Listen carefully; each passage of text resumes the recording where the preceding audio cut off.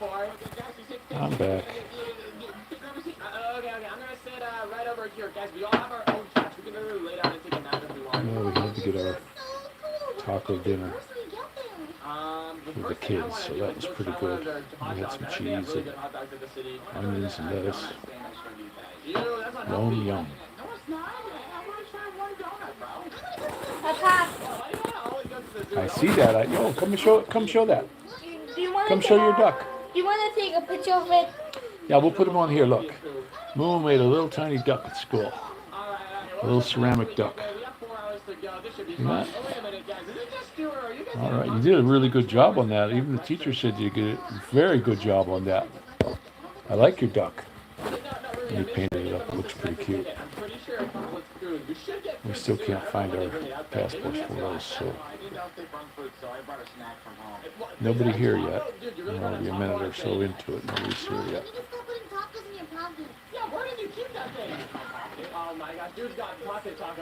Sorry, I wasn't on very long before, but I had to go make something. Faye was tired. She was out with her buddy all day, so I had to cook the burger. Dorothy was helping me though. We had to get all the garbage out, and this place was a mess. The kitchen was a shithole. I thought there would be more people on this train. There's like no staff here other than that conductor. Wait, there's some stuff up over here. Is there any food up here? And no, There's somebody on there. How you doing? Who's on there? Seen Wes was on there before, but I'm back if you're in there. I got my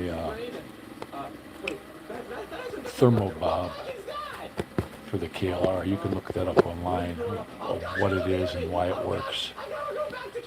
You know, I want to keep that thing heating up really nice. And I'm going to use nothing but synthetic oil in that. I have a free first service.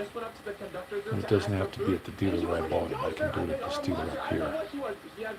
There's one in Elyria. I hope the cops don't cause trouble if I head over that way. It's a different county, and I see them cops over there just absolutely horrible. Hey, Peter. I'm back. We had our dinner. We had tacos for dinner. We had to throw all the garbage away in the kitchen. Man, it was just a stinking, so much of it. Yeah, we didn't have that before, but now it just seems like it just packs up and everything gets thrown on the floor. Who else is here? I see we got 5 on there. Guys, are you really thinking I'm seeing things right now? I am not seeing things. I saw this with my own 2 eyes. No, Pete, we didn't find them. I'm not eating your pocket tacos. I have no idea where they are. Are you guys really not believing me? I'll have to go down tomorrow and get 2 more, get a couple more. She had wedding photos and all kinds of other stuff that she needed to put in that package, and because they want all this stuff, and all that was sitting on top of by the TV. Now it's gone. It's poof, just like that. Nobody knows. Nobody knows where it went. It vaporized. I think aliens came. Aliens came down and took it. The TV's kind of loud, ain't it? What are you doing in my wallet? What are you doing in there? You stay out of there. Digging through my wallet, taking the money out. Hey, you stay out of there. You don't go in my wallet. Yeah, and then the money will disappear. It's hanging out of the wallet now. It'll fall on the floor somewhere, and I'll never see it again. Poke it back in there. It's foreign money anyway, funny money. Well, it should have went in something. I don't know why it was just laid on top, but that's where it wound up, and now it's gone. So we have to go get some more, which is a bummer. All this stuff was so expensive over there the other day at the store. Getting all these copies that we needed. They want copies of everything. Yeah, so much stuff, and we still don't have it all. We got to get them photos now. Passport photos. We got to give them. She needs to get this dang thing in. It's just dragging on. Before you know it, it'll be August. Is a monster. It's not just a normal person. How's it going, train passengers? You enjoying the ride so far? I don't see Wes on there. It's got to be only, what, 11 in the morning in the Philippines. I'm hiding over here. Guys, he's a monster. I'm not joking. Yeah, we also have Morph into a monster and eat us all right now. I bought a gun safe here a couple months back. It's one of them ones that you slide together I'm not saying sorry and you to put the him. top on and bolt it all up. So I don't think it's going to keep real criminals out. But Probably just first train. hey, that's kind of loud. Have a good voice of your choice. What, the first train? Turn it down. More. TV's so loud. Yeah, tacos was good, Sean. We had the onion. Dorothy was cutting up the onion. I said, get a bite when those aren't hot. Oh, man. Those white ones were hot. They were hot onions. Yeah, we had some mozzarella cheese already shredded, so we just used that. And then, of course, the mix. We just use the ground meat when we make those. Kids liked them. We didn't have much in the way of ground meat, though.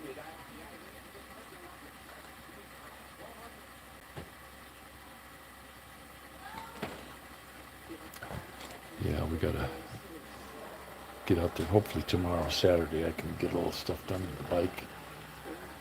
Get that ready, because I'm hoping after a payday or two, we can get it up there and get all this stuff on here. I'll see what I can do myself. I was watching the tutorial on YouTube on how to put the center stand on, and that looks really easy, but I need some Loctite. Yeah, I haven't even seen any here, any cilantro here. That's rare you see that here. You know, we got all kinds of stuff with ginger and all that stuff, but, you know, when it comes to cilantro, that's always good on a taco, but you can't find it. You know, that's just not a big thing here. In this area, there's not a lot of Mexicans. If there was a Mexican store somewhere, you'd have plenty of cilantro. Faye did find a Filipino store, though. And she got some of the Filipino foods, and she got that really good chicken mix, you know, for breading the chicken. So she got some of that. And then her buddy sent her some noodles. So that was pretty cool.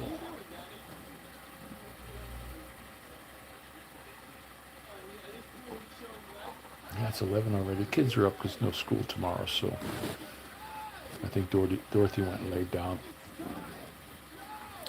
But it chilled off a little bit tonight. You know, we got this cool weather. Hope it's not too cold tomorrow. My fingers are frozen. They're back to not working. Those patches that they gave me were absolutely worthless. Pico di Gallo game. I don't know what that is. No. I have no idea. But the kids are happy they got their tacos in. And we always did like them. I just wish I could find them stupid pictures. We went out and looked at the dumpster and some of the old bags that we pitched to see if it maybe fell down in the garbage bag or something, but it's not out there. And there was another bag that we were getting ready to pitch and had the title to the bike in it. I was like, oh crap. I'm glad that didn't get thrown out. That would have been a real bummer trying to find that. I have no plans on selling that. I want to get it fixed up and get that thermobob on there, have it heat right. They recommend a 195 thermostat, but I put a 185 on it. It's the one it came with. But those things, you heat them up, they'll run good. It'll keep it heated really even. You know, so we'll see how that goes. And then I want to get that clutch arm on. I've been wanting to do all this stuff now for the last week, but I just can't. I just can't get my hands to work. Sharky. Yep. Yeah, that is for sure. Yeah, I make the tacos. We actually went down to this little Mexican restaurant here, Maddie and I, and we got their tacos there. They don't do it ground meat. They do it like big pieces of steak. And these things are huge. It was $11 and I got 2 of them. And you can just barely finish them because these things are like monstrously big. But they put all the stuff. They put the sour cream on them and you know, all kinds of toppings. Any topping you want, they got there. and they'll bring it right over your table. So that was pretty cool. It's a little bit pricey, that place over there, but it's good. If you like Mexican food, it's a really good place to eat. And it's always packed. Every time we walk past there, the place is packed. I'd like to make some guacamole coming up here, but we got to look for a deal on some avocados. Right now, they're just selling the little tiny ones for, you know, $3 or $5 for $1 for the real small ones. I'd like to get some of them big ones and make some guacamole with onions and peppers. I used to make that in California all the time, but I haven't made any since I've been here. Haven't been able to stand up that long in the kitchen. You know, I don't last too long with this hip hop. Somebody said, "Oh, that patch, leave it on for, you know, it's got to sit on you for days before it starts working." And I'm like, "Well, what good is it then?" I peeled the damn thing off and threw it in the garbage can. So I got to be careful what I'm taking, though. I don't want to get blocked up.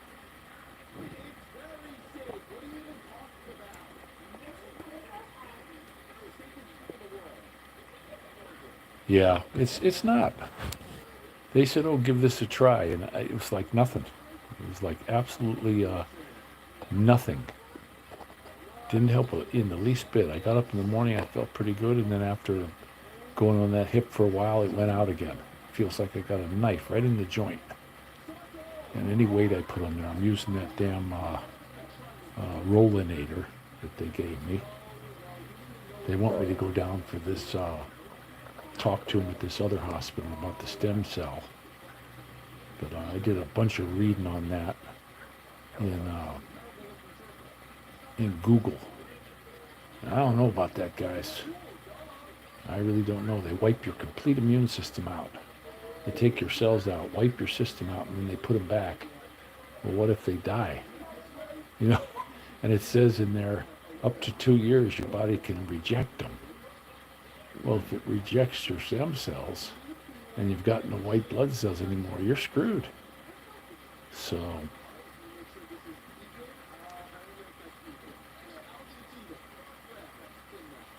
yeah, it's really silly. Yeah, they gave me a damn package at the VA for if you overdose, a Narcan thingy or something like that. I said, "What's that for?" They said, "Oh, just keep it around. You can have it." Okay.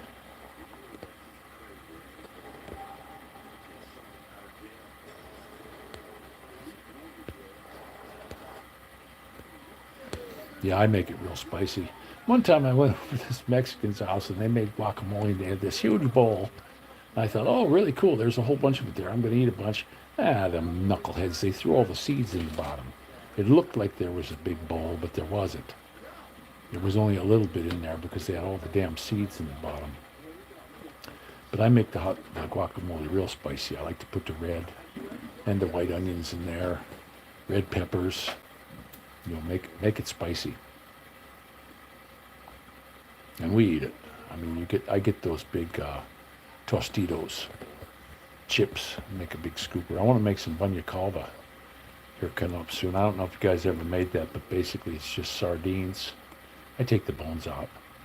I take the sardines, like 8 cans of that, 4 cans of anchovies, and then you cook that up. Cook it up in like a big thing of butter, and then you use a celery stalk or a piece of cabbage or something for your spoon, red cabbage, and you eat that. And I'll tell you what, we suck that up too. That's really delicious. My buddy used to make that. They call it banya calda.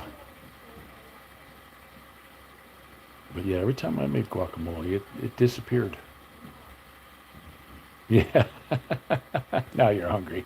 That's pretty good there, John. Yeah. Well, lots of good stuff to eat. Them tacos were really good tonight. Spicy though. Boy, was that onion hot. Dorothy cut the onion up. She was wearing glasses.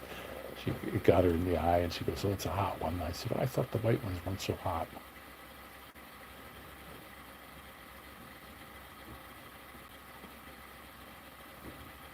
Yeah.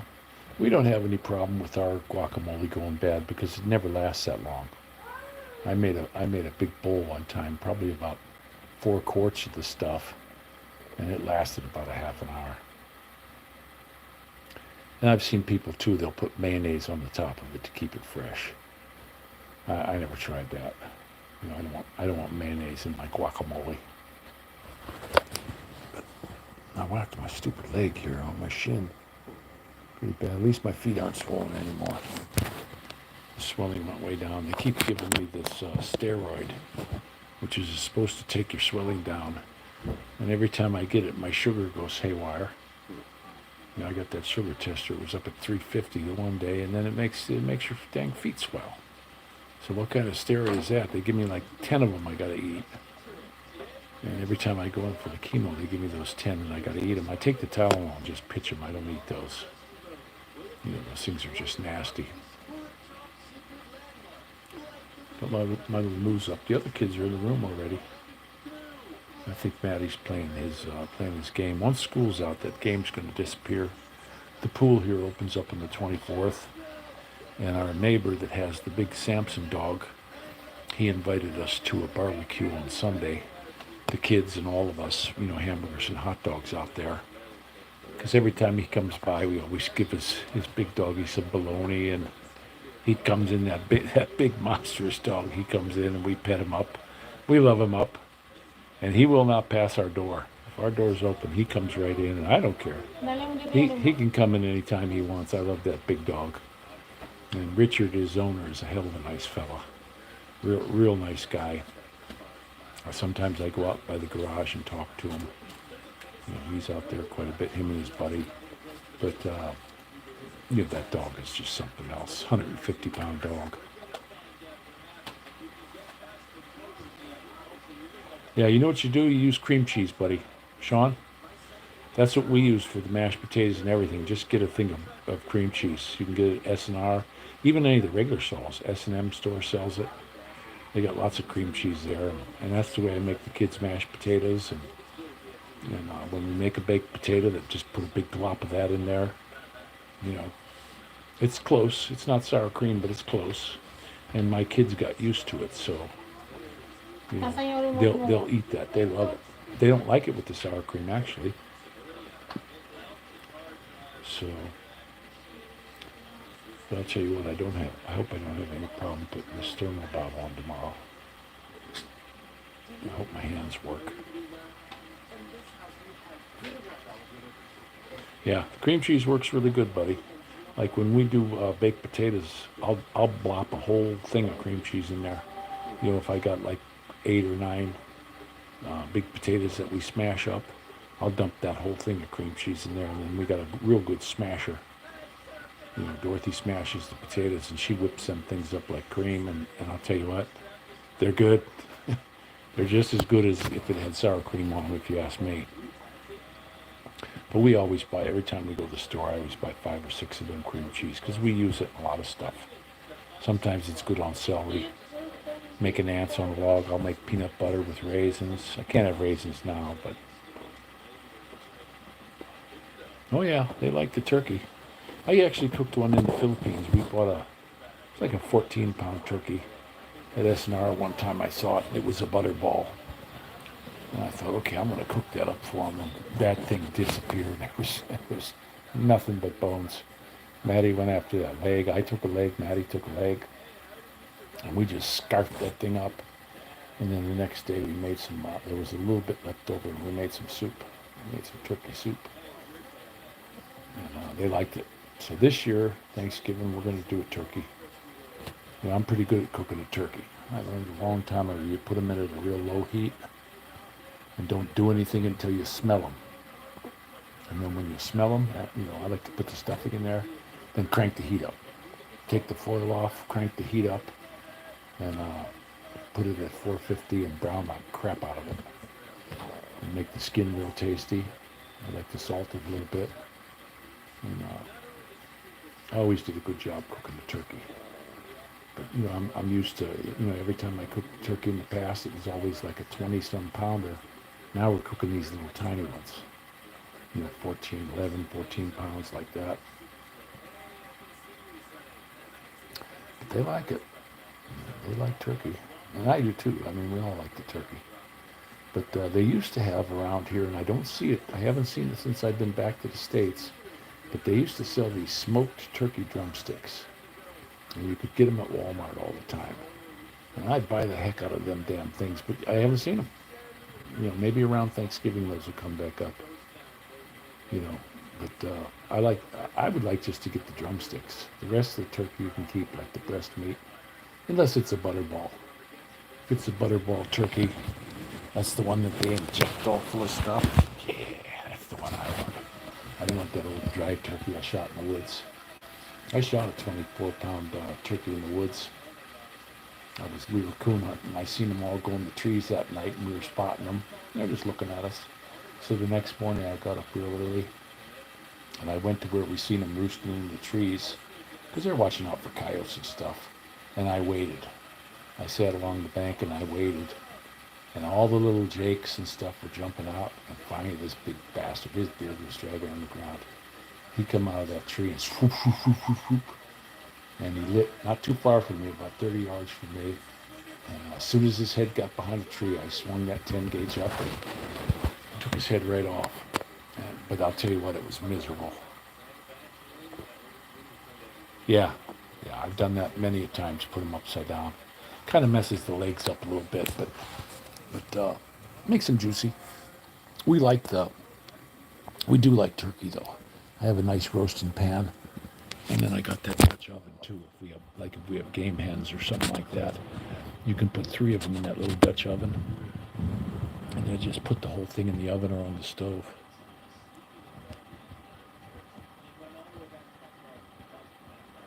Yeah, I had a buddy one time.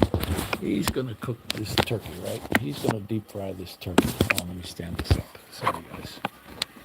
And I thought, and it was frozen. The damn thing was frozen. I said, buddy, I don't think you can put that in that hot oil. And he took that frozen turkey and he just dropped it from like about a foot right in the grease. And man, that grease went everywhere. He had a big old fireball, and boy, that thing was a mess. And then of course the oil got all over. He was using some kind of peanut oil. Oh, there it magnified on me again. I don't know what the hell this camera's doing. But yeah, I had the deep fried turkey, and it was okay. I'd rather do it in the oven if you ask me, because you can brown them just right. No, you definitely don't want to put them in frozen. Yeah, it made a mess. It was out in his yard by his basketball hoop, and he had that damn oil was all over the sidewalk. Everybody got splashed with it. It's like, what the heck did you do that for? You don't drop a frozen turkey into boiling hot oil. You know, he's got that propane cooker heat, and I'm thinking, man, you nut. But he did. That's the way you cook it. That's what it said. No, I think you better make sure there's no liquid on it. Make sure it's dry as can be. Hey, mister.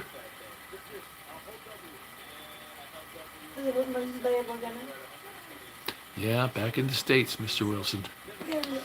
Yeah, I love the walking. I love the sun in the Philippines. It's cold here right now. We're having cold and crappy right now.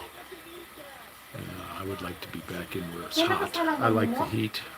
We are going to move down south once I get all this chemo done. I'm not digging this stem cell shit though. It just looks to me like too many things can go wrong, and I'm not a gambler.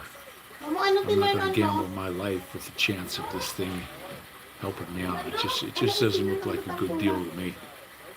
You know, if you look it up on Google, lots of things can go wrong. It said on there your body can reject the stem cells 2 years later. I don't think so. I don't want to reject anything. Although I did talk to a guy that had it done. And, he seemed okay, but he said, "Oh, just get it done." And I'm like, my luck, something bad would happen. Yeah, I know. Gary was telling me, you know, it was way up there around the 100 every day for quite a while. And then they showed everything in red. Everything in the Philippines was in red. So you know it's hot when they got the little cloud maps. Everything's red. But yeah, I hope so. I hope this gets better. But I'm not going to do that stem cell. I can't put any weight on this right hip at all right now. it's about shot. I think it's because of one of them blotches, one of them bone blotches. I thought my chemo was done. They said 8, but it wasn't 8 chemos. It was 8 courses, so I got to keep going. I got to go back. Monday they got another one. They want to see me on Wednesday about the stem cell. But I had the chicken pox when I was 57, and one of the things it said on there, if you got that shingles virus in you and you get your white blood cells knocked out, that's going to come on with a vengeance. Well, I don't think so. I don't think I'm going to go for getting the shingles. I had an uncle that had them, and boy, oh boy, that looks like a real bummer. A real bummer. But yeah, I didn't have the chicken pox until I was 57. Go figure. I don't think Faye's ever had them either, to be honest with you. But we'll see. But I did get my Thermobob, guys. This is my kit, and it's supposed to. I don't know if I can open this. See, my hands don't want to open anything anymore. Yeah, I can't open this. Oh, here it is. I'll open it this way. That's my Thermobob. They gave me a little. There's the bypass. That's the bypass for the thermostat. And they gave me a big O-ring to put in here. There's a big O-ring to seal that up against the block. Then I got this cute little 185 thermostat. And then I've got the clamps, and I got to cut the hose, cut 5/8 inch out, and then I got the bypass. I got the bypass hose. And I don't know what this other thing in here is. There's another bag in here. I'll have to open it up and see what this is. Oh, it's the tools. It's the Allen wrench to put it all together. So that's cool. They gave me the tools for it. The bad thing, I can't even get this rubber band off with the way my hands are. And they're frozen. They're absolutely frozen when I touch anything. The circulation in my hands is just shot. All right, let's see if we can get this off of here.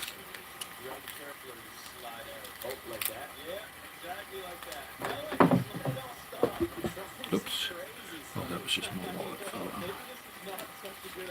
Yeah, there's the Allen wrench. They give me the tool for it. And what else did they give me?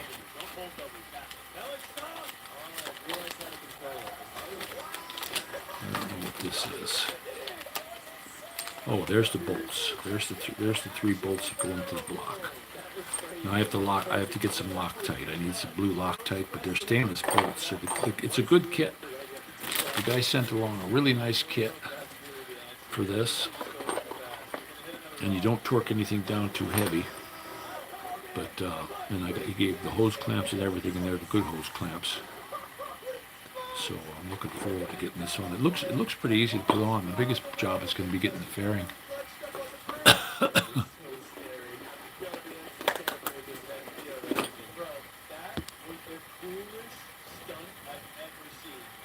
Yeah.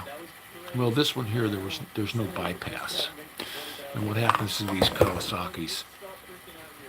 The engine heats up, and as soon as it gets the temperature, the thermostat opens up and it dumps all this cold water into the block. There's no bypass, so you don't have water circulating. You have to have, just like a car, you got to have a little bit of that water circulating all the time, so that it heats even. And Kawasaki didn't do that. They went cheap on that, and that's why those things. Anybody you talk to that has a KLR, and they'll all tell you the same thing. They burn oil. I had different Kawasaki's. The only Kawasaki I didn't have that didn't burn oil was that. I think it was that Water Buffalo. I believe that was my Kawasaki. That 900 burned oil like you wouldn't believe. That thing would go through 1.5 quart in a day. That was just terrible. I dropped my wallet. Hang on, I gotta pick my wallet up. It's really hard to pick stuff off the floor, guys. For me, anyway. I got down on the floor today, and my wife had to help me back up. But I keep dropping everything.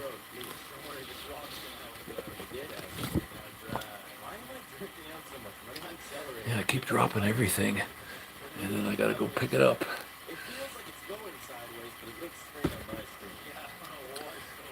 Okay, I'm back. I'm barely hobbling around. I wish this damn hip would ease up so I could walk on it. I hope by tomorrow it's gonna be okay. I had a Ford Pinto too, Sean. I had a 72 runabout. That was a nice little car. Got it off of my uncle. Little green one, little green booger. It was a great car. Like I'm telling you, that thing was like a sports car. It had that Mustang 2 front end on it, and it handled great. I mean, that thing handled really good, like a little sports car. And it was roomy, for a big guy. There's plenty of roomy inside. Then when I was in California, the neighbor had one. He come pulling up one day. He was down in Mexico, and he picked it up down there, and not a spot of rust on it, but the brown paint was faded.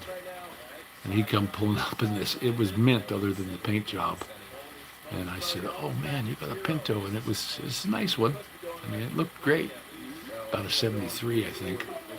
And then he took it up to one of these painting places down in Hacienda, and they painted it up. They put a real nice, same color, real nice brown color on it to keep it factory, and boy, did that thing look nice. Looked like a brand new car.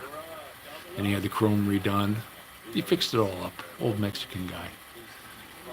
But great little cars.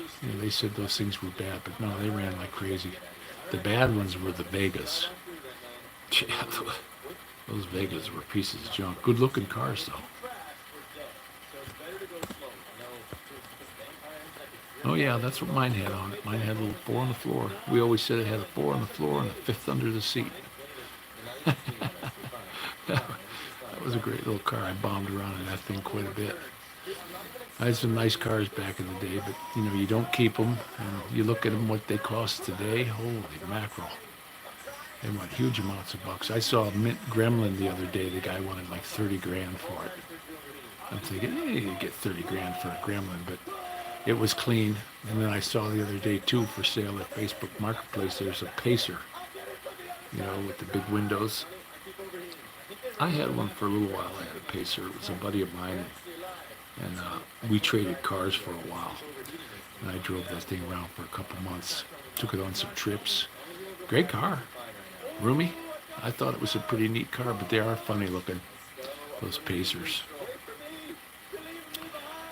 But my face got big. I don't know how that got so damn big on you guys.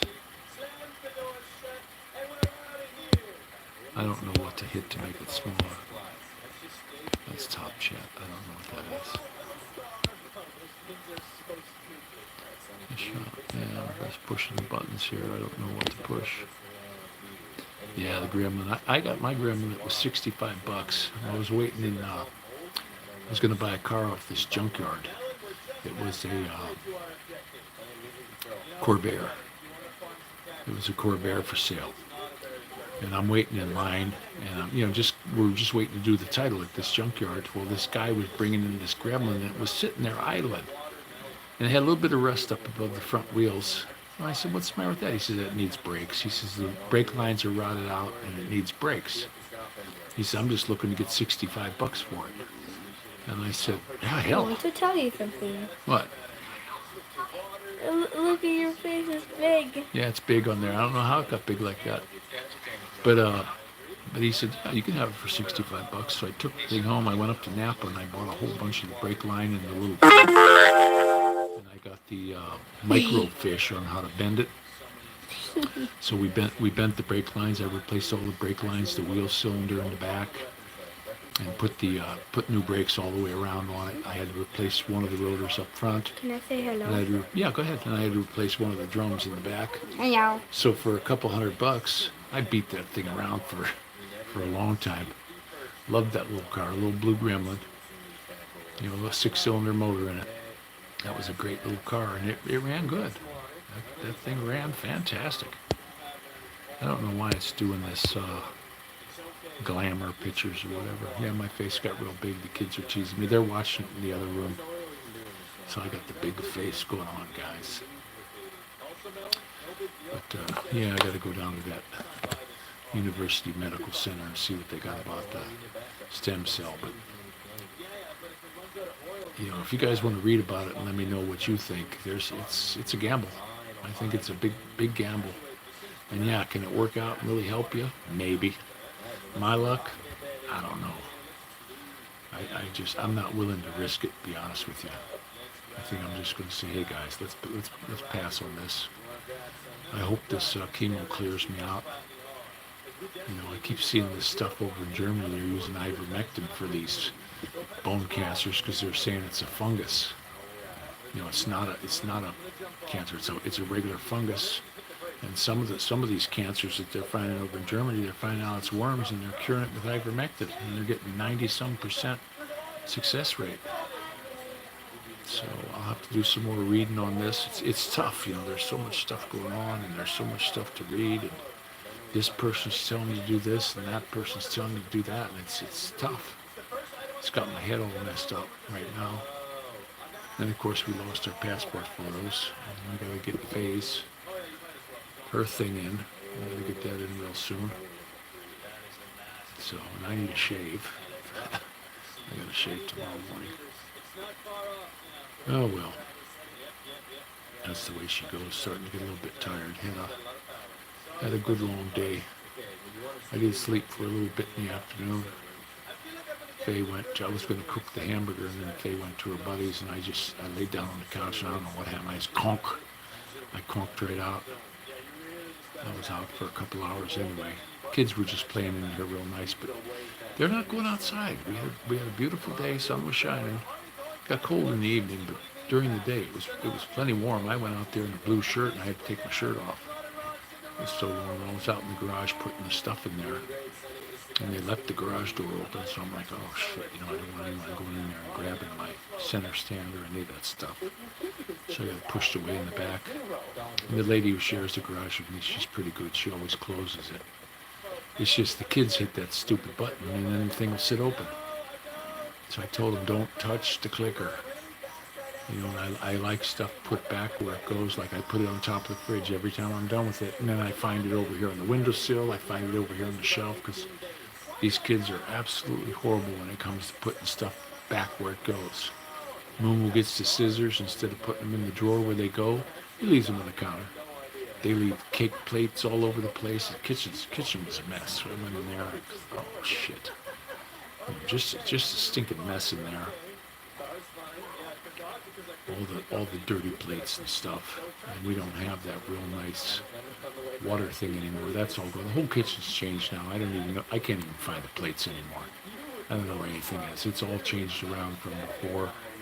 And I go looking for something, and it's just like I give up.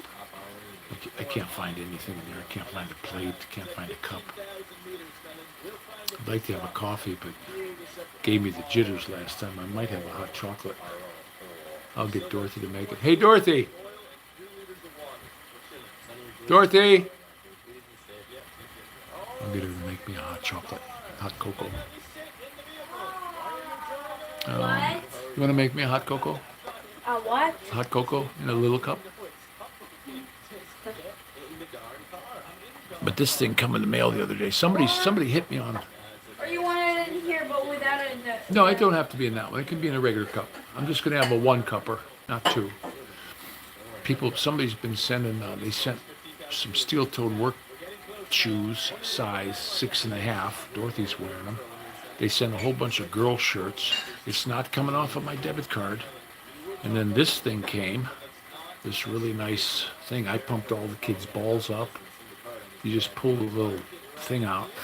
I pumped all their balls up, and pumped the bike tires up, and motorcycle tire was perfect. No, nobody's in there right now. Granny goes and checks on it, plus the neighbors are keeping an eye on it.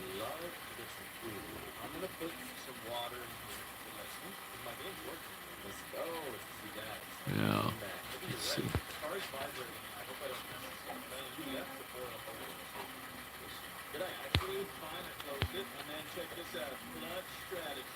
Yeah, one of the things it said on Google, and I did, I tried to talk to the doctor the other day about this. I was kind of bummed about the chemo. He says, okay, you're going to get 8 of these. Well, I shouldn't have assumed, 8 separate ones. Oh no, 8 courses. They tell me, you're not even halfway through yet. I said, what, I got to keep taking this crap till Christmas? It's pretty much, yeah. Yeah, I don't know what I'm going to do yet. I'm going to talk to them down there, but it was a no-no if you had shingles. They were I like, if found you got... them back. The water's boiling. Okay, thanks, sweetie. Yeah, it was like if you had shingles, it was probably a good idea to forget it. And I don't know if it's experimental or if it's helping people or not. Who knows? They did that stupid radium thing on my back. That didn't help me out at all. What was that for? I even asked them, what is this for? Oh, we're going to irradiate the bone. Why? It was like giving my bone a suntan, basically. So I don't know what that was all about, but now I got a damn mighty hunch in my back. And, we'll have to put it to prayer and see what, I don't know what happens. I sure would hate to take this, and my immune system takes a crap and I croak of a cold. That's what it said on there. You can die from a cold. I watched that on House one time. He shot these people's immune system with one zap. And he even said, he goes, oh, we just killed her. Because you can't live. Your body can't fight anything off. And they say, oh, well, you take antibiotics. Well, what people don't realize, antibiotics help your white blood cells. They don't replace them. So you have no immune system, and you can put all the antibiotics in your system you want. And you're going to do a bit of good. You're going to get sick and you're going to croak, and I ain't into that. You have to go on Google and read about it. They have this, if you Google it, there'll be like they have little questions, and I just kept going right down the list for like an hour and a half one night reading this, and I'm like, I don't think it's for me. I think I'm going to pass on it. It was a gamble. It looks to me like it's 75% against and 25% pro. And like I say, I ain't a gamble. I don't even like 50-50 odds. Don't like it. I want 100% in my favor odds. I don't like to gamble. I don't buy lottery tickets. I don't do any of that shit. I never did. I just can't bring myself to do it. So we'll see. Now I got that hot onion in my stomach too. It's churning. That was a damn spicy onion. It was a white onion too. We picked it up at Walmart. And I thought, oh, these white ones, they're sweet. It said right on the thing, sweet white onions. No. That son of a gun is hot as a firecracker. You can't even take a little bitty piece in your mouth. It's like eating a pepper. But, I'll put some milk on my stomach. I've got plenty of water. I've been going through 4 of those waters. Tomorrow I take my thermal bob out to the garage and bring Maddie with me. We got a good light in there. I put a 200-watt bulb in there. And might pull it out into the sunshine. And, throw something down in case if I drop anything. I got a big tarp. I might throw a big tarp down on the ground. And then start doing it. I got most of the tools. The only thing I don't have is the blue Loctite. And everything needs Loctite on it. All the bolts, like the center stand, everything that I'm doing, all these things, even on the hand gripper thing, it's Loctite. You want to Loctite everything on. So, and I've used that blue stuff a lot of times, and it holds it on pretty good. I never had anything come loose when I used that. So I got to run up. I don't have any dough. I got to run up to the hardware store and see if I can find a little cheap one. Sometimes they have those little teeny weeny, like a toothpaste tube of thread locker. It's a white stuff, but it's the same as the blue. I like to get that. Well, we will see, Mr. Wilson. I'm not sure what I'm going to do yet. I'm going to talk to them doctors, and I'd like to talk to some more people who've had it done, but they're not going to tell you if somebody got it and croaked. They ain't going to tell you that. These doctors, it seems just like it's money. That woman today, she was all about the money when she called. We're going to get you right over here. It's like $75,000 for this. And, I need your insurance, and I need this, I need that. All right, teeny weeny. I like that one picture you took by the window. That's a really cool picture. I would enter that in a photo contest, buddy. I would. That would probably win a contest. I entered a photo years ago and won a contest. photo of a little girl standing in a mud puddle. And it was in the city, but it looked like it was way out in the middle of the country the way we framed it. And that one won a national contest. I don't know whatever happened to that. And then my brother took a really cool picture of a toilet bowl one time. We had that hanging up on our wall in our bathrooms for years. Mine finally faded out. It got moldy and faded out because my bathroom used to be in the basement when I lived in Pennsylvania. But, Faye was saying, oh, wouldn't it be nice to go to Pennsylvania? And I'm like, it's going to be too cold for me. Yeah, only in the treatment, John, I know. No, it's all money now. All the medicine is money, money, money. Nobody would even offer the ivermectin.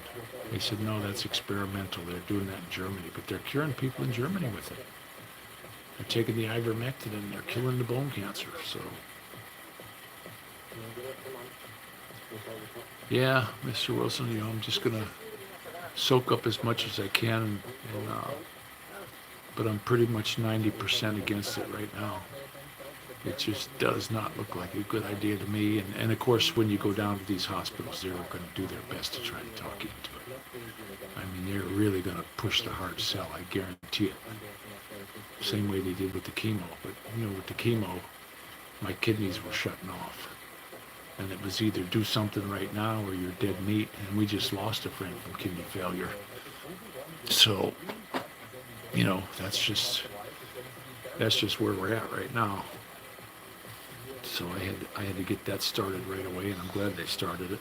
It was late, and they say, oh, if you have insurance in this country, they'll take care of you. Baloney. No, they won't. Not if you need chemo. Yeah, I'll keep looking at it. But the more I read, the more I'm against it. I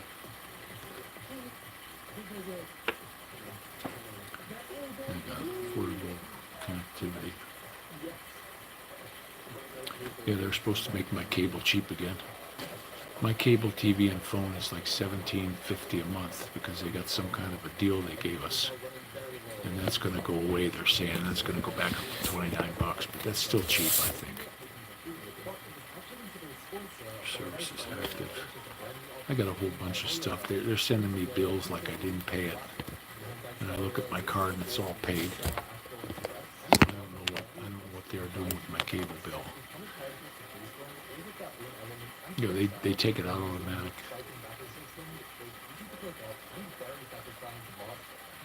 Yeah, well, it's multiple myeloma is what they say I got. And boy, it kicks you right in the ass. And then this chemo sure as hell don't help.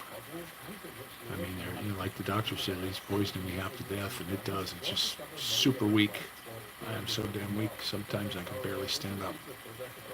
Make it across the room to the bathroom before I piss my pants. And these stupid jeans, they got the smallest zippers in the world, and the way my fingers hurt all the time. If I grab anything, it feels like I'm grabbing a porcupine. My hands are really in bad shape. I got a blotch right in the middle of my back, and that's probably going to be the last one to go. The one in my shoulder is better. It's still there, but it's, when they scanned it last time, it was only about that big. And when we first looked at it, it was probably about that big. And the one in the middle of my back was probably about as big as a baseball. And now when you look at it, it's down to maybe like a ping pong ball. It's a lot smaller. It's maybe only so big now. But it's a blotch right on the bone. It's hitting the nerve. So that's what's making my hands numb. I have absolutely no feeling in my hands, no power in them. I mean, I was making a fist the other day. Now I'm back to I can't make a fist anymore. It's just a real pain in the ass. But I got some chewing tobacco, so I'm happy. At least they sell that here. I went for years in the Philippines. I had to rely on people to send it to me. One time my son, I said, hey, he lives real close to a store that sells it cheap. I says, hey, get me a couple cases of mail pouch. And I sent him $150 for the mailing and for buying the chewing tobacco. Never saw that money again. And he never sent me any chew either. But my buddy, when he did come, he brought me some chewing tobacco, so I like that days of work too, but I can't find that anymore. It seems like there's not, people don't chew like they used to. When I was a kid, I remember down in Tennessee, all them old women were chewing. You'd see some with a pipe. They'd be chewing their tobacco. They'd come out of the store, put a big old thing of Dazel work in, and or Red Man or something. And you don't see that anymore. Young kids don't chew unless you go down to Munionville and Mindoro, and then those Munions, they do that nunyuk, and it makes their whole inside of their mouth all red. Those are some pretty cool people. The Indian tribe, the Munions, they calls them the Munions. And those guys will work all day for 100 peso. They'll come down and cut your grass with a machete. They had the one lady was raising, what the hell, the nightshade, what is that? Eggplant. She was raising eggplants, and these guys were going around weeding them, sitting on their butts, just scooting along, cutting all the weeds down with a machete. And they all carry machetes down there. You know, it's not like up around Manila. You can't carry a machete. A cop will, what the hell you got there? And no firearms or nothing like that. But when you get down in Mindoro, it's not the same. I really liked it down there. That would have been okay if I would have wound up in Mindoro in the first place before Lipa. Well, I might be dead though, but I might have stayed in the Philippines. But that Lipa just tore me up. What a rotten place. And the people weren't even nice. Well, our neighbors were. Our neighbors and the people at the stores and stuff. But a lot of the people that drive by there, not nice people. You know, not nice people. You pull out into traffic. I'm looking to pull out to go left into the traffic. And the traffic stops. Some guy like me, and I pull out, and here comes some guy in the wrong lane. Locks him up, just misses hitting Maddie and me, and he's screaming at me. What the fuck you doing? Well, you're the asshole in the wrong lane, pal. Not me. And he was cooking too. And that's how they drive over there. They don't care if they counterflow. They could care less than the cops. Cops can't really chase them. I did get chased by the cops one time, but you can outrun them. I outran him in the Peugeot one time. Guys hollered at me to stop, Well, his bike was way over by the store. And as soon as I went through and he's waving me on, he went running for his bike, and I just hit the gas. And I got up about 2 or 3 streets, and I made a big turn, and I made a big loop and got in behind him. And then I just started driving real slow. And he was looking around, and then he came back and said, was that you back there? No, there's another one just like mine. Yeah, these things are all over the place now. He knew it was me. You know, that was funny, but I didn't get busted.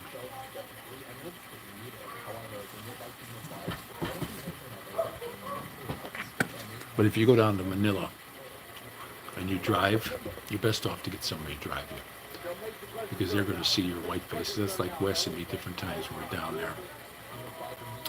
Like the one guy, I'm sitting in the left-hand turning lane to turn left, and he walks up to the front of the car. He goes, where are you going? I says, I want to go there. How about getting out of the way? And he goes, pull straight ahead. So I pulled straight ahead, and he gives me the ticket for pulling straight ahead in a left-hand turning lane. Do you believe that? And we had to give that prick 2,000 pesos before he would let us go. And I wish we would have had that on camera so we could turn that prick in. But you're not allowed to bribe them. But every one of them up in Manila takes bribes, and if they see a face, they'll run across the street to come after you.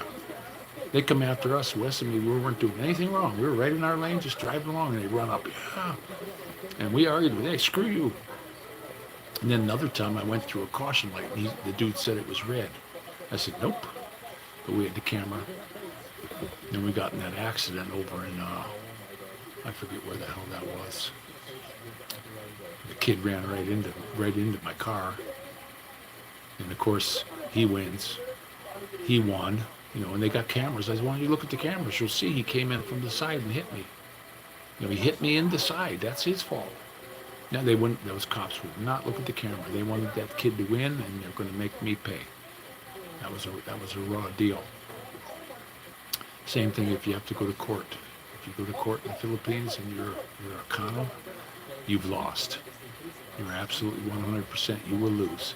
Because that Filipino will give a sad story. The guy was coming over to their house, calling us every name in the book, and then in court he'd come in, I'm so broken, like that, and the judge just fell for it. And she was a twit.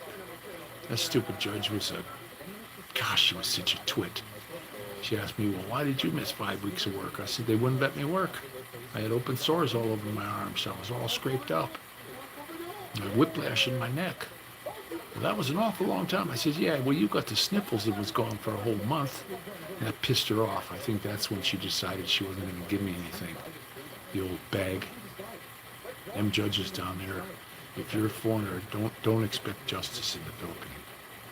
They all figure you're loaded with money and you can afford it, and the Filipino can't.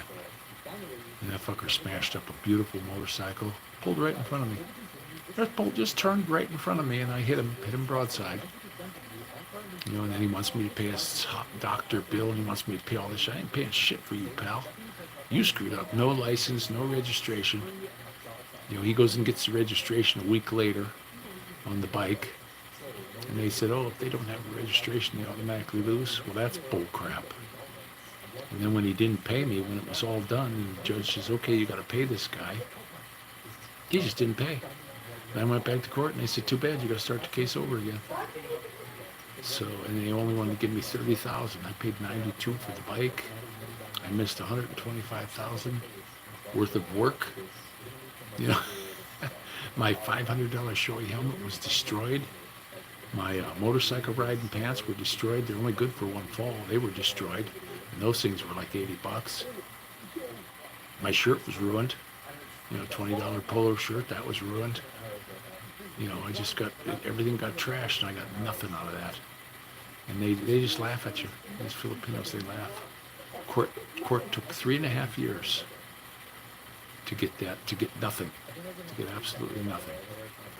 So it was a pretty raw deal for us. So if you run into anything like that, just pay the guy and try to walk away, because you will get zero justice in the Philippines. At least I did anyway. So that's one of the reasons I'm glad I'm the hell out of there. I'm so tired of that place. It isn't funny. I don't even really want to go visit, to be honest with you. You know, I left a real nice house there. I left a real nice car. Wish I could have brought the car here. You know, if I could have got it transported here and got it registered here, we could have had that car here, but that would have cost me as much as buying a car here, you know. And I just don't have that yet. We're hoping. We got, as soon as we get this, the move done, we've got $400 less a month that we're going to have to pay in rent. So that's going to be cheaper. And then we're going to have, if they get me up to 30% down at the VA, they're going to give me $585. It'll be like a tax-free bit of money. I can get it up to 30%, which they're working on right now. So if I get that, yeah, we could put $1,000 away a month. You know, maybe 900, 1,000. And then after 3 or 4 months, you know, we'll go find a nice car. There's lots of them for sale now. Damn, I can't believe how many nice cars are for sale. You know, some of them are older, but they look to be in pretty good shape. And for me, the older ones are easy to work on. I saw a 67 Delta 88 in there the other day. Guy wants 10 grand for it though, but it's mint. This thing's perfect. It looks like it's sitting on a showroom. It's a gold one. You know, those things I had one I used to call it the bone. It looked like a bone. And they're easy to work on. It's got the rocket motor, rocket 350. And the transmission, the 350 Turbo Flight, tranny, and nice rear end. It's got the big rear end on it. Sits real nice. It's got new tires, new brakes. It's got a whole bunch of new stuff on it. The guy wants 10 grand for it. And he says it's A1. It's ready to go. Ready to drive. But I like them old cars. You know, plenty of room in them. I mean, you sit in them. You got tons of headroom. They're just big. Mine was a 68 Delta 88, and then I had a 69 Delta 88, and then I had that 98, I had that 98 Regency. That was a real nice car. The Oldsmobile made a real nice car, and they don't make them anymore. I don't think they make Pontiacs anymore either. They quit making them. But the Oldsmobiles, I had a few Oldsmobiles, and I had one that was, it was the low compression motor. It was the economy motor. This fella custom ordered it. It had a real low compression radio, 8-to-1. And it had a 2-speed power glide transmission. It wasn't a rocket motor either. It was a Chevy motor in there.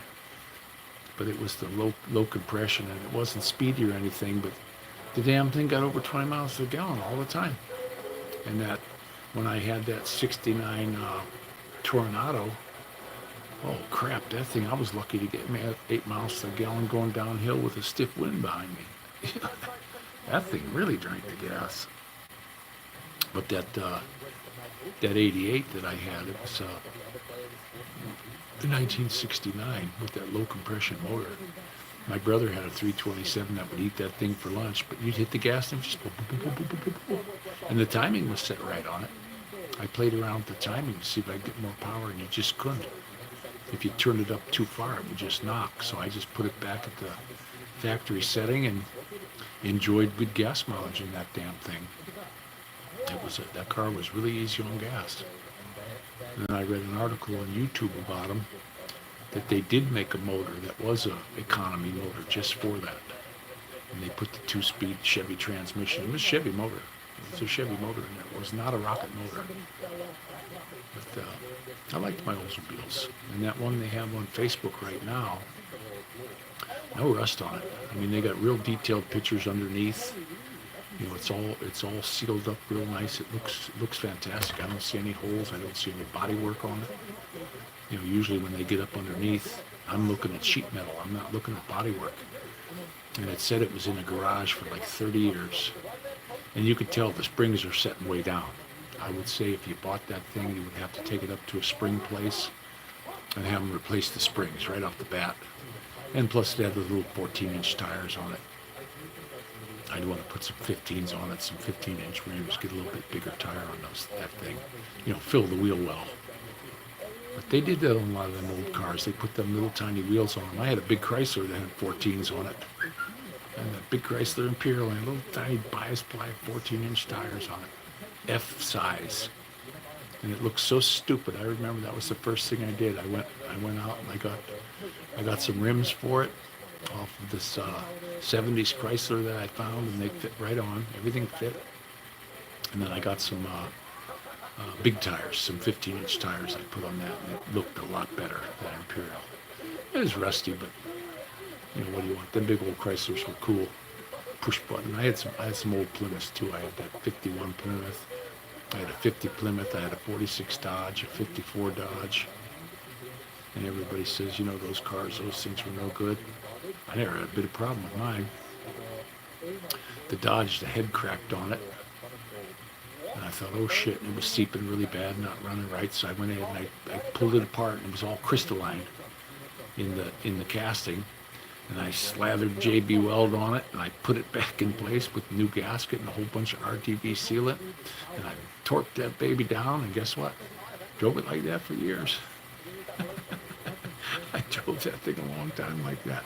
And it didn't leak anymore. That JB Weld sealed that head right up. Because those are flatheads. That's the L motor. And they just have a flat head on them. But what a great motor. I was out at a book factory. And my aunt was working there. And we were doing a lighting project. They had a big problem with their electric. They had some kind of German system in there. And it was having nothing but problems, the gear section. So we were pulling that out, and we were putting a standard, 4160 transformer in, get them back up to normal stuff, not these weird German lights. They were paying, $40 for a light bulb when you get a light bulb for 10, because it was some kind of German 340 watt lamp. So I'm out there working, and there was a blizzard and a big snowdrift where we parked. The snow drifted over the building, and you couldn't see anything but the back of the cars. And I had that old 6-volt Plymouth, and I thought, oh boy, and I opened up the hood. I won. Okay. Can I shut him? Yeah, show him. I won. Yay, he won.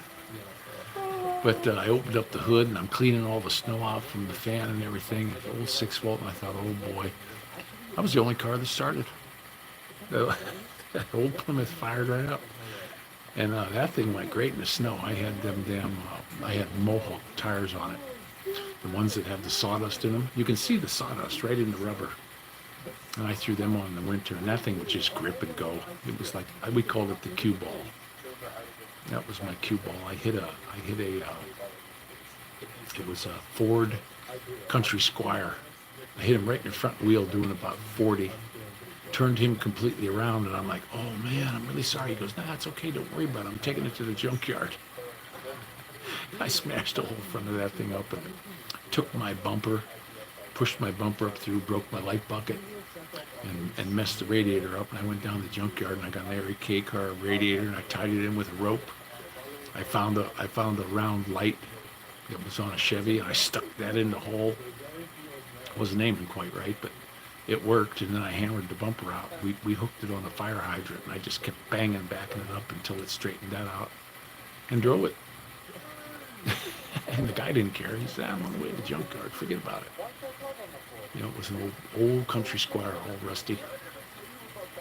And then we called that car, from then on, we called it the cue ball. My old blue 51. And then I had a buddy. He buys this 50, and it's beautiful. The paint job wasn't looking really good. You know, the paint was looked like it was faded. No rust anywhere on it though, not a bit of rust. It had been sitting for like 40 years in a barn, and it was full of chicken poop and everything. And they couldn't get it running. It was getting gas, it was getting spark, and they couldn't get it running. Well, what happens on those is on the bottom of the carburetor, there's a glass bowl, and they use a cork gasket on there. Well, that cork gasket leaks. You just put a little Indian head in there, and it leaks. But this one also had a crack in it. So every time it would catch, it would want to start, and then it would draw air through the bottom of the carburetor, and it would stall. So they couldn't get the thing running for nothing. And he got it for $900. So I'll give you $900 for it. I knew what was wrong with it. And as soon as we got it out of there, I didn't drive it out. I towed it out. And then I took it home, and I took a shot glass. My son, because it was cracked, the bowl was cracked. Well, my son had a shot glass collection that was the perfect size. It fit right in there, and I slathered it up with some Indian head gasket sealant and a neoprene gasket. And then I had to extend the little things. There was like a little screw thing and two hooks. Well, that wasn't long enough, so I went ahead and took some paper clips and I extended it. And I had, in the bottom of the Seacom shot glass, I had to put a piece of cork. And then I went ahead and tightened that up on there, and I drove that car for years. I drove it, never had a problem. Fired right out. I kept the 6-bolt system on that, and I put all new brakes on that, and radial tires, and that was a lot of fun car. I used to drive to church every Sunday, and it had tons of room in it. When you're sitting in those, it's like you're sitting in the living room on a big, comfy couch. You know, they're just nice. The pedals come up out of the floor. The master cylinder's down there on the floor, and you only got one line on those. You only got one line, so what I did was I put another master cylinder in there and another pedal. I cut a hole in the floor and put another pedal, and that way I had front brakes and back. I went ahead and re-ran that myself, and it worked. It worked really good, but the pedals come up out of the floor on them with cars. But a car I would really love to have more than anything else in my old age, just a fun car. I'd love to have a Model A. I watched that guy on YouTube that's got these Model A's and how he works on them and all the stuff they got to do to keep them running, the maintenance and putting the overdrive in them. And the dude's buzzing down the highway. The dude drove this thing all the way from Colorado to California doing 55, 60 on the highway in it, you know, in a Model A because he had the overdrive. And the gearboxes are nothing in them. Gearbox goes bad, just pull the gears out and throw the new ones in and you're good to go. I mean, they're so easy to work on. And the way they do the springs and everything, it's just amazing. This dude, I can't remember his name, but he's got a show on about all these Model A's he had, and he tells you how to go find one and what to look for. You know, if you see this, this is bad. If you see this, this is okay. And I can't remember his name right now. Chemo brain. But I would love to have, you know, like a Tudor, a Model A Tudor, just to buzz around in. But I like them old cars. I always did like the old cars, and I never had problems with them running. I had people say, "What do you want an old '72 Caddy for? That damn thing's 40 years old." I'm like, "So? 50 years old? So what?" You know, they ran good back then. Why wouldn't they run good now? If you take care of them, keep your oil changed. I don't care about the gas. My brother had them Cadillacs for years. The 72 Cadillacs, 73 Cadillacs. Those were great cars. And right now there's a bunch of them around that they're bringing up from Florida that don't have that many miles on them. These old timers get them down there and they don't really drive them. And there's a fellow over here. He does 20 cars a year. He goes down to Florida. He picks them up for $1,000, $1,500. He has a mechanic down there.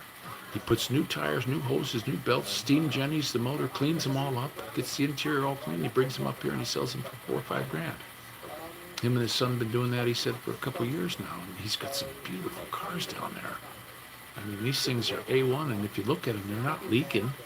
They're not leaking anything, and most of them, one I looked at had 50,000 miles on it. I mean, that's nothing. It isn't even broke in yet. And, he wants $4,500 for it. Now, I hope I can run into one of them deals. And I saw some really nice Cadillac Fleetwoods for sale with the North Star motor in them. I know they're older cars, but guess what? They're beautiful. That one fellow said, you come down here, he says, you find one speck of rust on this car, I'll give you $100. He said, I've had this car since it was brand new. It was 94. He said, I've had that since 1994. It's never seen salt. I park it every winter, and it's got every service at the dealership that you can have.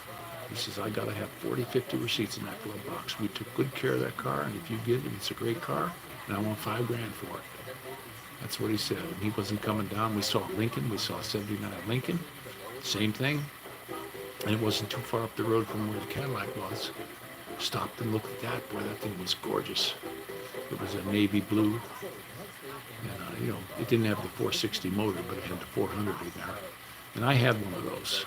The only thing goes wrong with them, they lose heater cores on them. And I learned a little trick on those. Instead of pulling the dashboard out, which you're looking at half a day, you're looking at half a day to pull that dashboard out, go to the firewall with a cutoff wheel and just look where the thing is, and you'll get the one from the Napa, and you hold it up, and then you just cut it out. I cut it out. I pulled the thing straight out. I put the new one in with no hole in it, and then I put it back in, and I took some aluminum and popped aluminum in with some neoprene, and I sealed it all up. Heater was working fine, and that car never leaked another drop through the heater core. But it was leaking on the driver's floor, and every one of those I've ever seen, that's where they leak. That's a weak point in those cars, that dang heater core. Because the thing's monstrously big. It's a huge heater core. But you got your heat out of it quick. That was a good car. I ran that thing in the wintertime. You'd start it up, and I'd go to the end of my driveway, and I'd have heat out of it already. That big 400 motor. And then I had some T-Birds. I had a couple of them big Fords with the 429 modified. I think it was a 351, and they put these big heads on them and stuff. My brother had a bunch of them, had a bunch of big old Mercurys.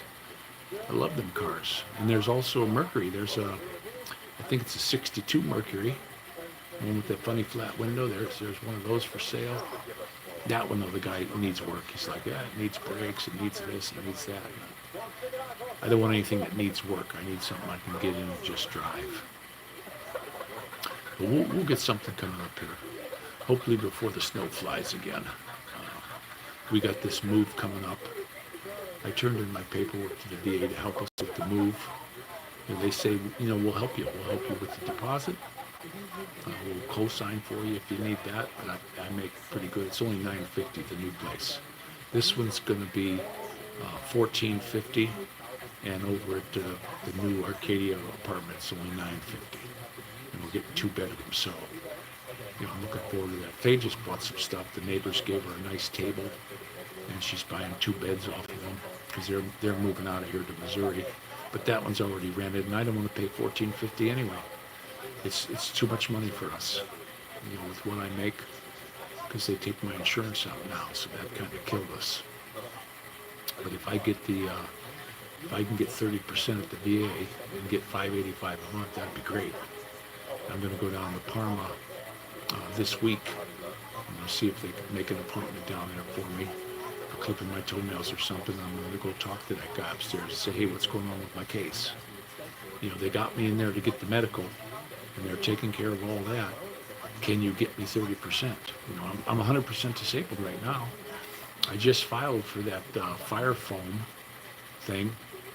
They got a class action lawsuit against the fire foam, and one of the cancers you get from using that fire foam was multiple myeloma. So I called up that lawyer place today, and I signed the contract. I'm in on the class action suit where they say you can get 100 grand. And if I can get a big chunk of money like that, hell, I'll go buy a house. We'll go down south and we'll buy a nice house for the kids. You know, give them a homestead to live in, and you know, maybe pick up a good car and a cheap pickup truck. It'd always be nice to have a little beater like a Ranger or something, because you never know when you're going to be driving down the road and find something. Great grocery getters too, you know, just throw everything in the back. But Ronald, this year, he didn't get too many cold days. And that's what I'm looking for. Right now, we had the window open earlier and my hands are frozen. I can't feel anything in my fingertips, and then I burnt myself. I burnt myself on the stove real good. Making lasagna, we bought one of them Stouffer's. I splurged this month and we bought one of them Stouffer's lasagna. And they're $20, but guess what? We get 2 meals out of it. We had half of it for dinner, and I left it in the oven, and in the morning I got up and put it on 300, and we had the rest of it for breakfast. And we sucked it up, guys. And then Faye likes to keep the pan. She keeps that aluminum pan. The kids like it. I like it. You don't have to do anything. Put a little bit of Durkee's Red Hot on it, and that's about it. And you're ready to eat that stuff. So, and that, and I like them Salisbury steaks. I bought a bunch of them Encore Salisbury steaks. Them damn things are good as could be. But anybody still here? I see I got some heads up, but they're not showing me a number. I don't know if anybody's here. Maybe everybody left already. Putting you to sleep, huh? That could be it. My face is really big. I gotta sit back a little bit. But I gotta get my Sony cameras working. I'd like to do a vlog on the KLR and show you guys that. I wish I could actually do the work on that KLR, but I don't know if I'm going to be able to with my hands. I don't know how that's going to work out. But Maddie and I are going to go out there tomorrow and just take a look at it, see what we can see. You know, I tried to turn the screwdriver on the clutch perch. Couldn't even turn it. I couldn't turn it. I'm going to have to wrap a rag around it or something, get a really big grip on it to turn the screws loose, or Maddie can do it. It's funny, I used to be the guy who opened up all the jars around here. Now I got Faye opening jars for me because I can't open anything. I can't even get the cap off the milk jug. And in the shower too, if I go to turn the shower thing on, I can't turn the spigot on because they cinch it tight and I can't turn it. My hands just don't want to work right now. And I'm hoping this goes away because this really sucks. You know, when your hands don't work, it's frustrating because I want to do stuff and I can't. And then trying to walk around, just trying to go to the can. You know, I gotta leave my drawers off because I can't get these stupid zippers down. They put these zippers are so small and everything now. Little teeny weeny zipper like that, and I can't get a hold of it with my fingertips. I can't feel anything. So when I'm grabbing it, I don't even know I have the damn zipper thing. And the same way with the Carhartt jacket. It's got a little dinky zipper on it. They used to have big ones, and it's plastic. So I put a big, like a flashlight thing on it so I could get a hold of it. And that was a really good raincoat I got from Carhartt. I bought Maddie's Carhartt jacket. And then when I went up to the register, the girl said, "Hey, you get a jacket half off. Why don't you go get another jacket? You get one half off." Because his was $89. So then I went back and I saw that black raincoat, $34. I said, "Oh, I'll take that." And it's got a hood and everything. And no water got in. When it rained on us the other day, it was raining pretty good. When we went to Walgreens, I didn't get a drop on me. It's got like the mesh and like swim trunks inside, big pockets. I can get my hands in there to keep my hands from getting cold. And it's a real heavy, not ripstop nylon type stuff. And it's a hell of a nice jacket, you know, for $34. I couldn't beat it. I know Carhartt, they turned, you know, shot and all that, did real crazy stuff, but I don't care what anyone says, they're still the best jackets around. I had a damn Carhartt jacket I wore for 25 years when I was working. That was a great jacket, warm as toast. I'd like to get those I won't use them down south, but if I was going to stay here, I'd get the big overalls because that's a great motorcycle protectant. To me, it's as good as leather. You fall down in a Carhartt jacket, it's like leather. I mean, that material on there is strong as heck. You know, it's a really, really well-made jacket. You very rarely see one all ripped up. Maybe a real old one. But mine, I had the thing 25 years, and it wasn't all ripped up. It was still in pretty good shape. Every summer, I took it in though and had them clean it. I would take it up to the cleaners and say, you know, because I would get it all dirty. You know, because when you're working, crawling around and stuff, you get them all dirty. And I'd say, hey, take this and clean it. They'd clean that thing like brand new. I'd get it back in the fall, and it was like I had a brand new coat again, shiny buttons and everything on it. That one had the snaps and a big heavy zipper on it. But now they're putting cheap zippers on them. They're cutting corners on the Carhartts now, and that's a real shame. It's a real shame. But I tell you what, I do like those jackets, and Matty loves his. And I didn't get it too big either. I got it to fit him. And then if he needs a bigger one next year, I'll get him a bigger one, and we'll give this one to Moo Moo. You know, and then he'll have a nice warm jacket, because they are warm, guys. And when I was working the job, I remember my boss and I were working in the house with no windows.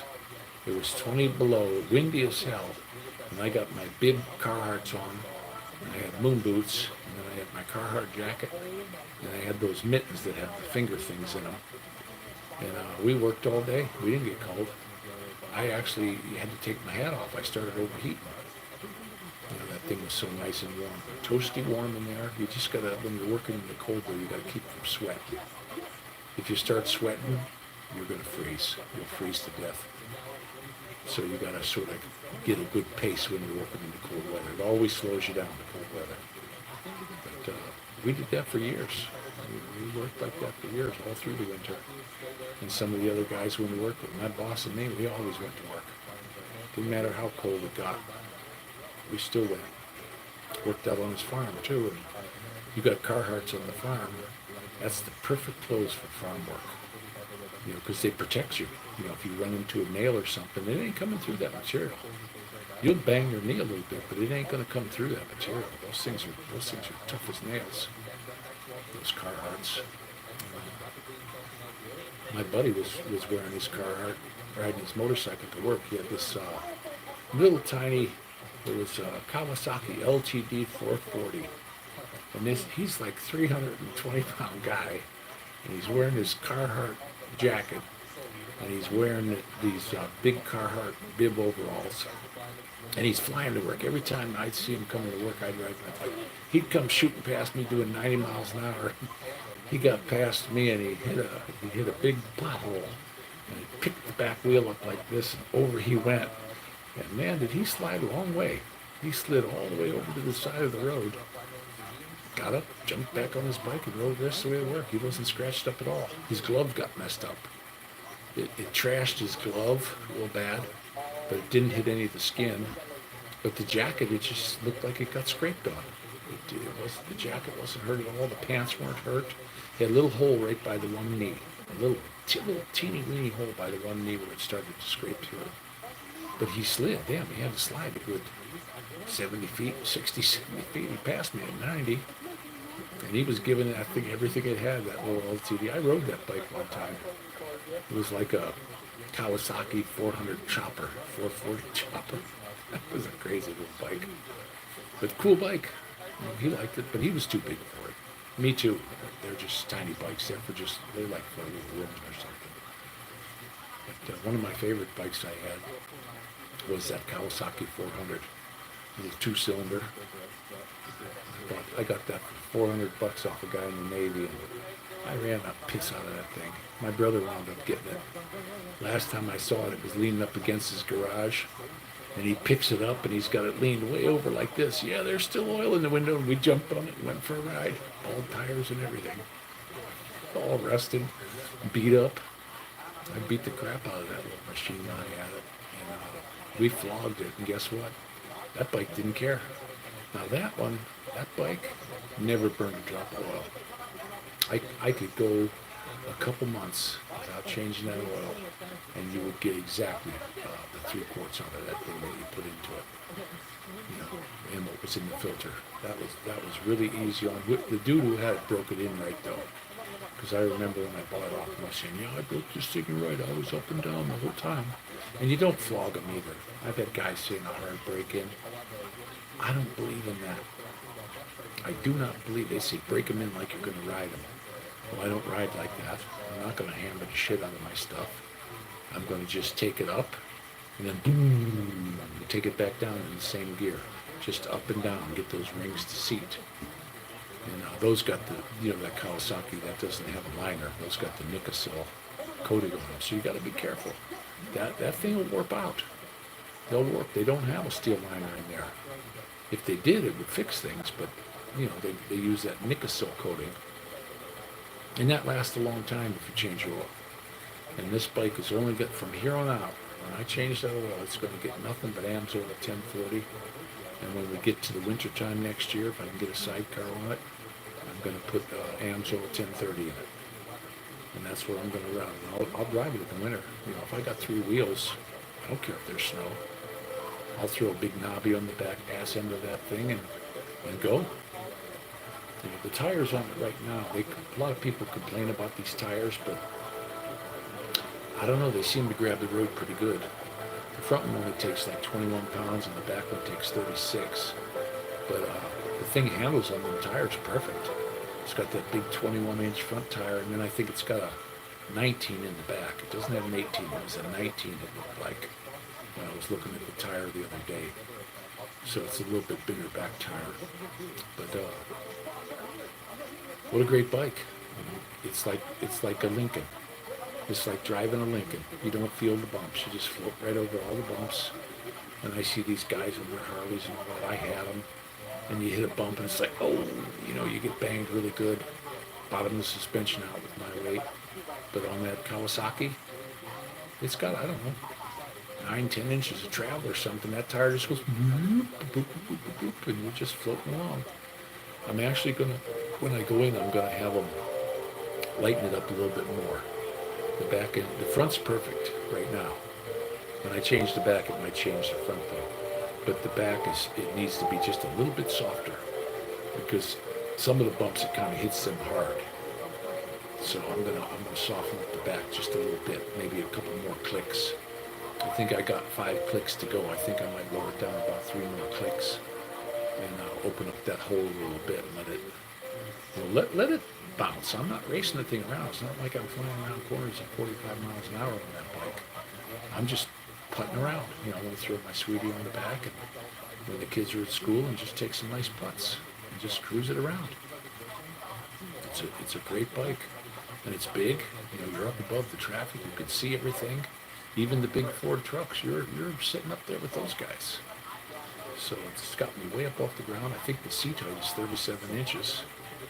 My feet just sit on the ground, but I can see that guy at the dealership, he was about 6'2". He couldn't get on it, but it was really cool how he rode it. He wanted to take it for a test drive, and it was on the kickstand, and he got on the pegs, and then he fired it up, and he took off from the kickstand. And he took off in this real tight little circle right out the garage door, and I said, boy, that guy knows how to ride. He really knew how to ride that bike, and he took it up and down the road just to make sure everything was tight on it, and then they gave it to me to test drive around the place. I already bought it, you know, I didn't need to test drive it. I knew the bike I wanted, and that was it. And my reasoning I got that is because it's got the windshield. I would have gotten a XR 650 or a DR 650, but then I'd had to put a windshield on it, and I had to buy a bunch of stuff to make it, you know, good for me, whereas the Kawasaki already had that. And that doohickey, you're not hearing much trouble about that doohickey anymore, but the guy that sold me the Thermobob, he sells a torsion spring doohickey. That's where they go bad because that spring, it loses its tension. And then the chain can come loose and eat your motor. So what he does is he takes that spring out, and he's got a torsion spring that wraps around the doohickey. It's a big heavy-duty spring that goes around and it clips. So I'm thinking I'm going to take to that guy and have him put that on there, or have the dealer do it.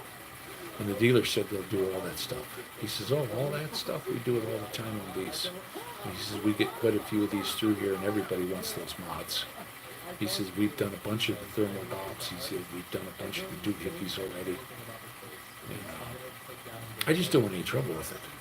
I don't want my cylinder going out around. I don't want to start going through a quarter oil a week. You know, that's not the kind of bike I want. If it's going to do that, then I will get rid of that one and I'll buy an XR. And I'll just go down to J.C. Whitney and get a big windshield. My brother Steve on his bike, he's got that big Yamaha 1900. And he's got this big old windshield. I mean, he is completely behind that windshield. Coolest windshield I ever seen on a bike. And that's a machine. That machine he's got, that's a super duper machine. Really something. And he just cruises along, you know, he boop, boop, boop, boop, boop, boop, boop. We got on the highway a couple times. I zipped it up for an exit. Zip it up and then back down on one exit. Got her up to 90 and brought her back down. Seat in those rings, I got like 300 and some miles on it. Got the oil up to temperature before I started running it. But we did ride it on some cold days, and you could hear that radiator hitting the engine. You know, you could hear it, you know, because it was hitting the hot engine going in there. And, so that's the thermal bobs is going to fix that. And before I put many more miles on it, other than going to Illyria, that's going on there. And it doesn't look too hard to do. You know, I was looking at it to take the fairing off. There's a bunch of Allen screws, and I can take that whole side off, and then it's right there. I just got to cut the hose, cut 5/8 inches out of the hose. I got to put an O-ring in and then put that little adapter where the thermostat is now. Chuck the thermostat that's in there. It's got a regular car thermostat. Chuck that, and then put that in place and Loctite it down, 15 inch-pounds. And then once I do that, then I got to put this thing in the line, you know, the bypass in the line, and then you run the line out to the bottom of the radiator. And that'll keep water circulating through so it heats up even. And we won't have a problem with that Nicocel jug warping. And when that guy was talking on YouTube, he said number one problem that they get on the KLR is a warped jug. He said that is number one. He goes, he's been doing it, he's been working on KLRs for 25 years. And he said that is the number one problem. He says, doohickey ain't the problem. He says, it's just not the problem. He says, it's the jug going all around. And he said, put that thermal bob in there. Now, I think they could have done it another way. They could have just had a thermostat with a hole in the middle without doing all those hoses and everything. That would have also worked. Because I've seen that on a car already. I saw that on a Buick. That's how it heated up its heater core. But this one here has a hose. That's what the guy designed, so that's what I'm going to put on. And it looks like a really nice kit. It wasn't very expensive. It was kind of cheap, actually. And I'm going to put it on the bike, and I'm hoping that helps me get a lot of miles. You know, I'd like to put a couple 100,000 miles on that bike. I enjoy riding it, guys. I mean, for me, it is absolutely 100% the most perfect bike I could ever. Every time I get off it, I turn around, I got to look at it. You know, green, my big booger machine. It's just a nice color. And I get people, turns heads, people come out and they're like, man, we were waiting to see who was riding that damn thing. I couldn't even get on there, this one hillbilly dude, and then a cop stopped one day, and he was sitting right next to it, idling. I said, hey, how you doing? He had his window down. He goes, I was wondering who was riding that. He says, man, that's a nice bike. I said, yeah, I really like it. He goes, man, you don't see any of those. I said, well, it's a 23. I said, it's a brand new. It's got fuel injection. He goes, oh, they put fuel injection on them now. He says, I had one back in the 90s, man. I loved mine. I got rid of it, though, and I was talking to the cop for about 20 minutes. Pretty cool guy, young guy. And he goes, I just had to see who was riding that. Who the hell was blinging that baby down the road? And it is a good-looking bike. It goes good. It's got all the power I need. Everybody says they're gutless wonders. It's got all the power I need. It goes real good. It's a one-cylinder. And it just chugs along. It's got all kinds of torque, even in low gear. You just give it the gas, it, you know, it just takes off. So, and you don't got to slip the clutch a lot. But the problem is that clutch it's got a real heavy spring in it. So I got to get that righteous stunt clutch on it. and that longer arm. Because right now the clutch lever is about this long. Well, the one I bought from Cobra is about this long, so it's going to give me a little bit extra go in it. And I got plenty of cable down there. And then up on the righteous sub clutch, they used to have just one place for the little lead plug. Well, now they got three, and it says it can get you down to 45%. So if I get this thing down to 3 or 4 pounds on the clutch pull, I can pull that, and I'll be ready to go. I'll be ready to ride that machine, and we'll jump on it, and I'll ride the shit out of it this summer. And if we go down south, I'll have to get a trailer to put it on, or put it in the back of a pickup truck. And whatever we get, I don't know, I'll probably get a trailer, and I'll trailer that down there, and we're probably gonna rent a place for a while, an apartment or something, until we find a house. And then VA says I can get a no down payment home loan, guaranteed. I filled out all the paperwork today, and they mailed it through UPS today, and I got all that in there. And if I can get the VA home loan, you know, I wanna go down south and buy a house.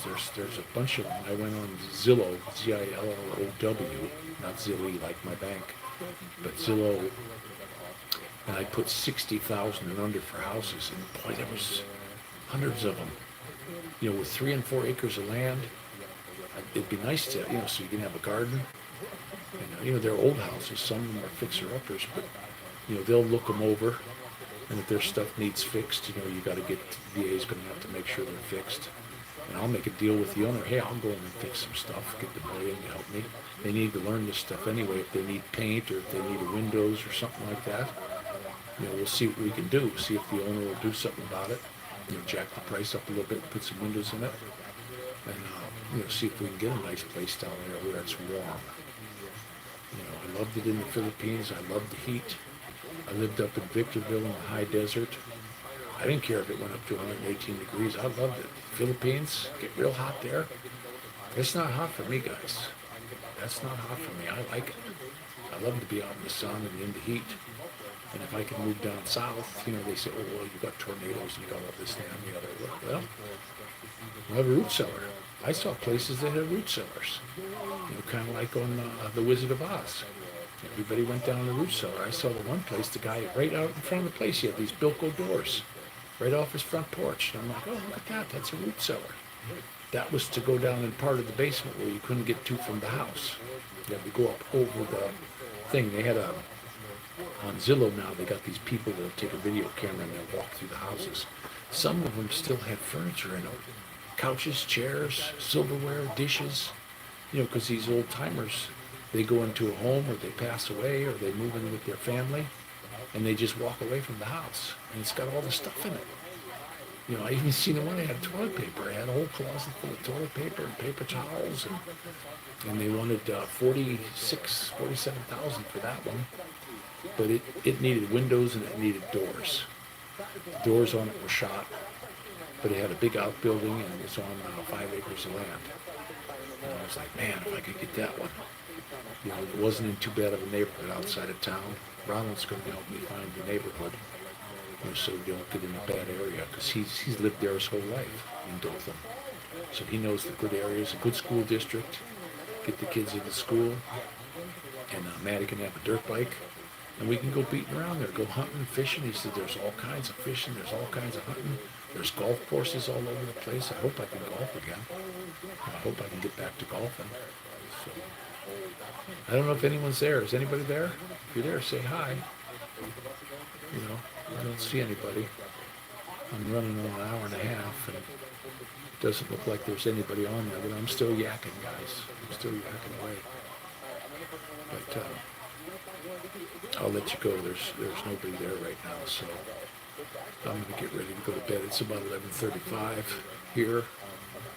See, give a call to my buddy Gary, see how he's doing in the Philippines. I know he was really busy the other day, so you guys all take care of yourselves. And this is Rick Shaw.